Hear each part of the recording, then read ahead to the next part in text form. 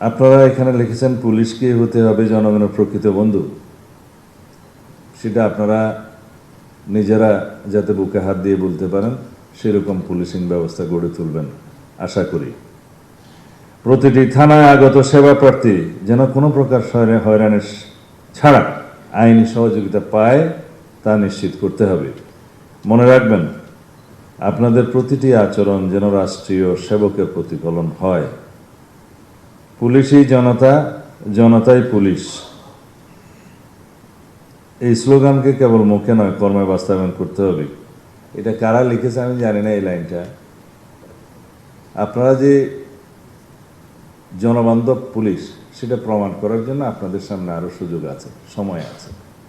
আশা করি আপনারা এটি হৃদয়ে ধারণ করবেন, যাতে জনগণ মনে করে এই স্লোগানটা সত্য। পুলিশই জনতা, জনতাই পুলিশ।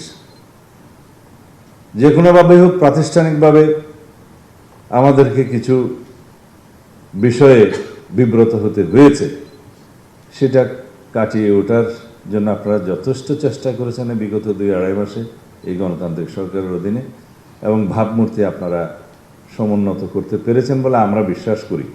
এটাকে আপনারা ধরে রাখবেন। তবে আমার দৃষ্টিতে এটা অ্যাচিভমেন্ট অনেক বাকি আছে, খুশি হওয়ার কোনো কারণ নেই, অনেক বাকি আছে, আপনারা চেষ্টা করবেন।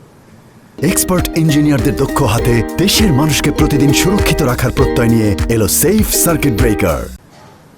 গতানুগতিক পদ্ধতির বাইরে এসে আধুনিক প্রযুক্তি ও সঠিক গোয়েন্দা তথ্য বিশ্লেষণের মাধ্যমে অপরাধের পূর্বানুমান এবং প্রতিরোধ গুরুত্ব দিতে হবে।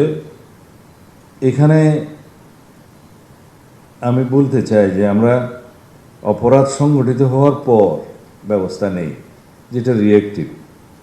অপরাধ সংগঠিত হতে না পারে সেই প্রিভেন্টিং পুলিশিং ব্যবস্থাকে জোর দিতে হবে, যেটা আমাদের এই সরকারের প্রধানতম উদ্দেশ্য। মানে প্রিকশনারি মেজার্স। যদি আমরা রোগী মরিয়া যাইবার পরে ডাক্তার আসিল এই থিওরিতে বিশ্বাস করি, তাহলে ট্রেডিশনাল পুলিশিং ঠিক আছে। যদি বলা হয় যে ডাকাতি হয়ে গেছে এখন পুলিশ যাবে, ট্রেডিশনাল পুলিশিং ব্যবস্থার উপর নির্ভর করতে। সমাজে এমন একটা অবস্থা আমরা কি সৃষ্টি করতে পারি না যে প্রোঅ্যাক্টিভ মেজার্সের মাধ্যমে, যে আমরা আগেই ইন্টেলিজেন্স সাপোর্ট নিয়ে পুলিশ প্রিকশনারি ব্যবস্থা করবে যাতে অপরাধটা সংগঠিত না হতে পারে। সেই জন্য আমরা ওয়েল ইকুইপড করব। আপনাদের এই প্রস্তাবগুলো আমি একটু পরে বলবো।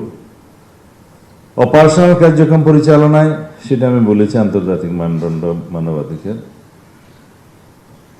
বর্তমান যুগে অপরাধের বড় একটি অংশ ডিজিটাল প্ল্যাটফর্মে স্থানান্তরিত হয়েছে।